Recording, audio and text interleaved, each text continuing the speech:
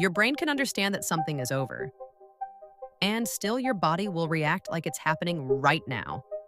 You'll flinch at a harmless tone, you'll freeze in a normal conversation, you'll go numb in a moment that should feel safe. And how do you actually change it? This is The Body Keeps the Score by Bessel van der Kolk. And the big promise of this book is simple but huge. Trauma isn't just a bad memory you think about. It's a pattern your nervous system learns. It lives in sensations, reflexes, and automatic reactions.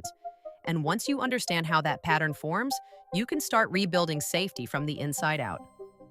We're going to cover every major chapter and idea, so by the end, you'll have the full picture. Not a motivational highlight reel, but a real map. Sam didn't think he had trauma. He thought trauma was war, or disaster, or something dramatic enough to deserve the label.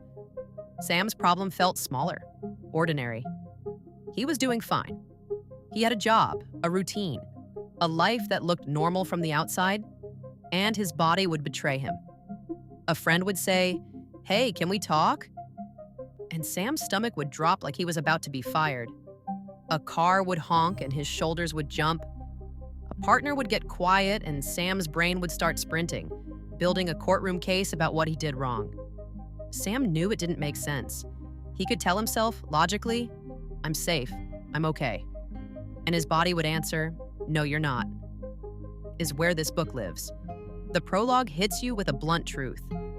Trauma isn't rare. It's woven into families, relationships, workplaces, neighborhoods, and even when people don't talk about it, it shows up.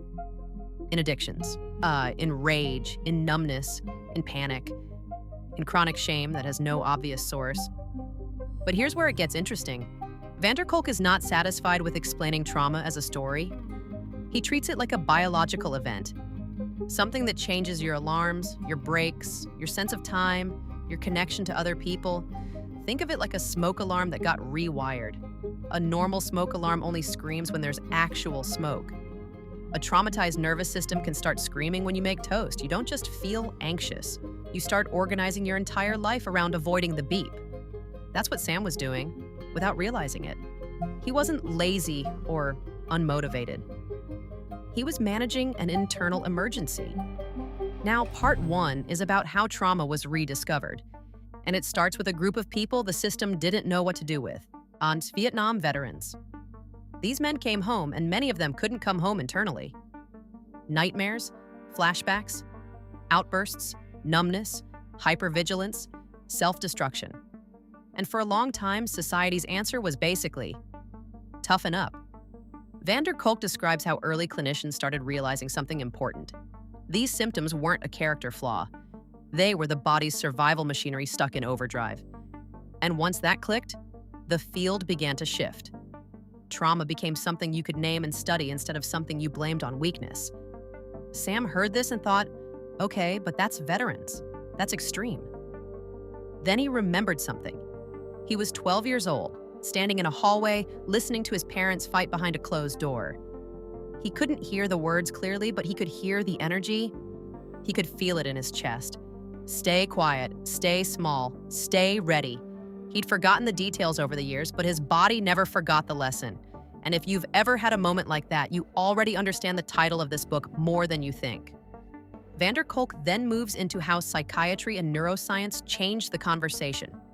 New tools, new brain imaging, new language, but also new mistakes. What counts as trauma and what do we do with memory? Because trauma isn't just an event. It's how the event gets stored. Traumatic memory doesn't behave like normal memory. Normal memory is like a story you can tell. It has a beginning, a middle, an end. Traumatic memory can be like a set of loose puzzle pieces you keep stepping on in the dark, a smell, a sound, a tone of voice, a body sensation, and suddenly you're not remembering. You're reliving. Sam experienced this in a way that embarrassed him. He was at a grocery store reaching for a carton of eggs. Someone behind him bumped his cart and said, "Watch it." That was it. 2 words, nothing serious. But Sam's body surged hot. His jaw clenched. His hands went shaky. He turned around too fast, eyes wide, ready to fight. The other person looked confused. Sam mumbled something and walked away, heart pounding like he'd just escaped something. In the car, he sat there for a full minute, staring at the steering wheel, thinking, what is wrong with me? That self-blame is exactly what Kolk wants to remove.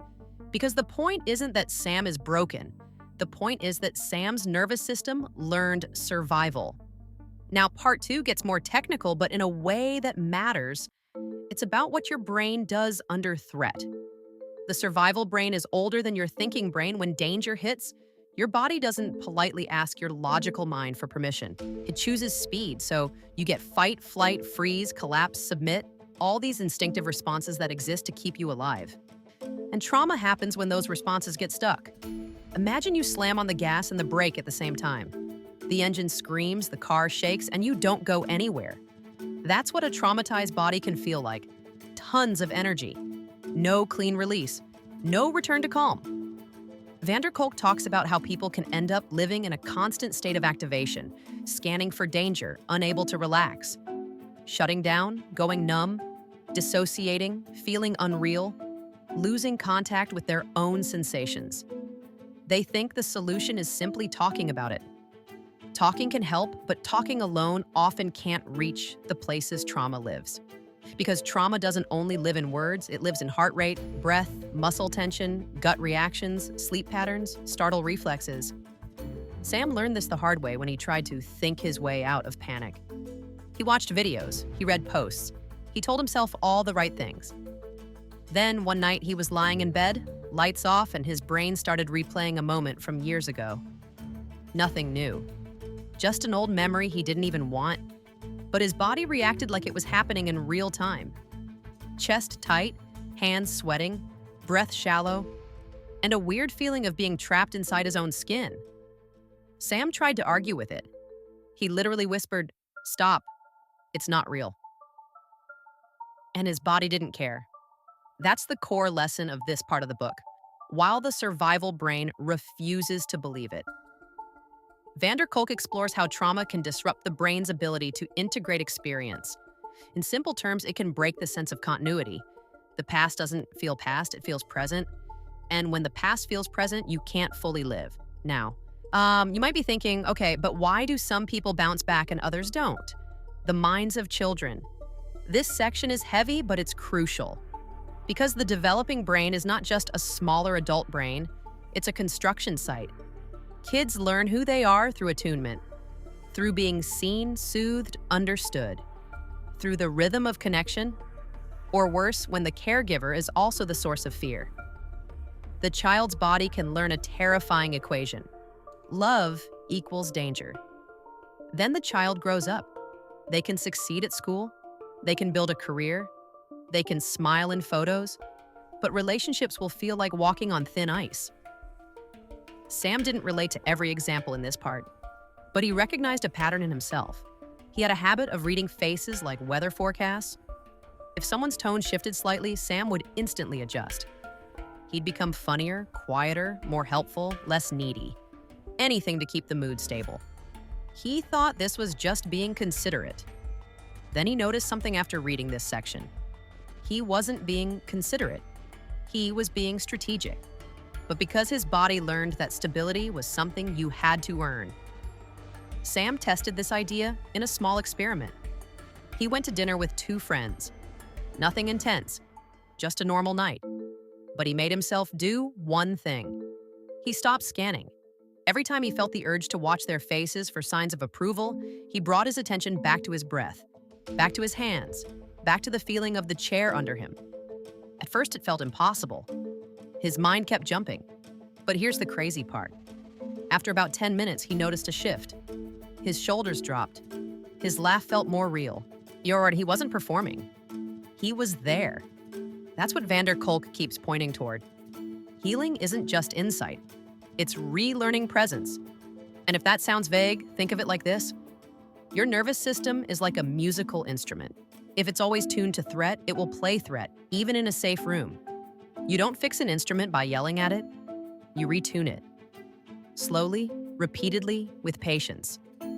Part 4 moves into traumatic memory itself. How it hides, how it distorts, how it can surface as fragments. as body sensations, as sudden emotions that seem to come from nowhere. And this is where the book becomes controversial in public conversation, so it's worth being careful. The core point is not that every memory is perfect or that the mind is a video camera. The core point is that trauma can create memories that feel intensely real, but are not stored like normal narrative memories. They can be sensory, emotional, fragmented, and easily triggered. So the goal isn't to force a perfect story. And the goal is to help the nervous system stop responding as if the danger is still here. Sam had a moment that made this real. He was on a subway platform, headphones in, waiting. Someone behind him laughed loudly. It wasn't even directed at him. But Sam's body reacted with a wave of shame, like he was being mocked. A full body flush, a sudden urge to disappear. He looked around and realized no one was looking at him. He felt exposed. Later, he remembered being 14, walking into a classroom late while people laughed about something else. He'd assumed it was about him. He'd carried that assumption for years without noticing. The memory wasn't dramatic. No headlines, no giant event. But the body learned a rule. Attention equals danger. That's what trauma can be. A set of rules your body writes to survive. Now part 5 is where the book gets practical. Paths to recovery. And van der Kolk's big theme here is that healing requires restoring agency, owning yourself, feeling like you can choose your actions, your attention, your body. He talks about language as both miracle and tyranny. Words can help you make meaning. They can connect you to others. But words can also become a trap if you use them to stay in the story without changing the bodily state underneath. That's why so many of the therapies he highlights are not only talk-based, they are body-based, rhythm-based, sensation-based, connection-based. So the body is also where the score can be rewritten. One chapter focuses on EMDR, a therapy approach that uses bilateral stimulation while revisiting traumatic material in a structured way. The idea, as presented, is that it can help the brain process stuck experiences and reduce the intensity of triggers. Sam was skeptical when he first heard about it. It sounded too weird, too simple. But then he thought about something. A lot of healing sounds weird until it works, like physical therapy after an injury. The exercises can look silly, tiny movements, slow repetitions, but they rebuild function. So Sam didn't decide to diagnose himself or chase a miracle. He simply updated his mindset, and more like training a system. Another chapter centers on yoga, not as a cute wellness trend, but as a way to reconnect with internal sensation, breathe through discomfort, and build a sense of control over the body. If any of this touches something personal for you, it's okay to go slow. You don't have to force anything. Real healing doesn't respond well to force. Sam tried a simple version of this. He didn't suddenly become a yoga guy. He didn't buy fancy gear. He just did 10 minutes in his living room, one evening, after work. No music, no performance, just movement and breath. At minute 3, his mind started racing. He wanted to quit. He felt irritated for no reason. At minute 6, his chest loosened a little. At minute 9, he noticed something he hadn't noticed in months. He could feel his feet on the floor. But for someone who lives in their head, that's a return to home. Trauma can make your body feel like a dangerous place to live. So the healing journey often looks like making the body feel inhabitable again. Van der Kolk also talks about self-leadership in parts. The idea that within one person, there can be different internal roles. A part that protects, a part that fights, a part that numbs, a part that people pleases, a part that holds pain. Instead of hating those parts, the approach is to understand them, to lead them, to create internal cooperation. Sam had an example of this that changed his week. He was about to send an angry message. One of those texts you write with your whole body tense, thumbs moving fast, mind convinced you're right. He stopped and asked himself a different question. Which part of me is driving right now? And he could feel it. It wasn't his calm self. It was a protective part that felt cornered. So Sam didn't send the message. He stood up, walked to the kitchen, drank water, and waited for his body to settle. Then he rewrote the message. Shorter, clearer, less sharp, and the result was wild. The conversation didn't explode. It moved forward. Not because Sam became perfect, but because he didn't let a survival reflex take the wheel. Kolk also highlights how recovery can happen through structure, community, and rhythm. Group connection, theater, movement, drumming, anything that helps the nervous system experience safe synchrony with other people. And healing often requires safe connection. If you've ever felt calmer just sitting near someone who feels steady, you've tasted this. It's like your nervous system borrows their rhythm until it can hold its own. Sam saw this in a surprising place. He joined a small improv class, mostly as a challenge. He wasn't trying to become funny, he just wanted to stop overthinking. The first day, his body was tense. He felt exposed. You support your partner, you don't attack, you build. After a few sessions, Sam noticed something that shocked him. He could make eye contact without bracing. He could speak without rehearsing every sentence. He could be spontaneous without fear. It wasn't therapy, but it was training. Safe connection, repeated, rewires expectation, and that's a major theme in this book.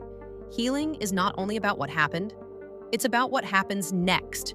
Consistently, in your body, in your relationships, in your sense of agency. The epilogue brings it home. Choices to be made.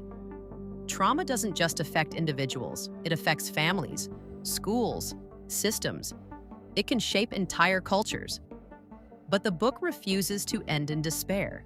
It ends with possibility, with tools, with a map that says, your body learned this, and your body can learn something else. Now, before we wrap, let's pull out the practical part in a way you can actually use. Here are a few things you can start doing right now based on everything we just covered. 1. Start separating your thoughts from your body alarms. When you notice a sudden surge, don't ask, what's the perfect explanation? Ask, what is my body doing right now? Tight jaw, shallow breath, clenched hands, name it. That naming alone can create space. 2. Practice micro-safety. Pick one tiny habit that tells your nervous system, we're here, we're present. Feel your feet for 10 seconds. Exhale slower than you inhale. Look around the room and name 5 objects. Simple, but powerful. 3. Stop trying to heal, only through analysis. Insight matters, but your body needs experiences. Add one body-based practice you can tolerate. Walking without headphones, stretching for 5 minutes, gentle movement. You're not chasing perfection. You're building contact. 4. Get curious about your parts instead of fighting them. When you feel an urge, a shutdown, a burst of anger, ask, what is this trying to protect? That question turns self-hatred into leadership. And 5, if trauma is a real force in your life, don't do it alone. The safest path is often with a qualified professional and supportive people. You deserve help that respects your pace and your dignity. Because the real goal isn't to erase the past, the real goal is to live in the present without your body dragging you back. That's it for this video. I hope it was useful and gave you something real to think about.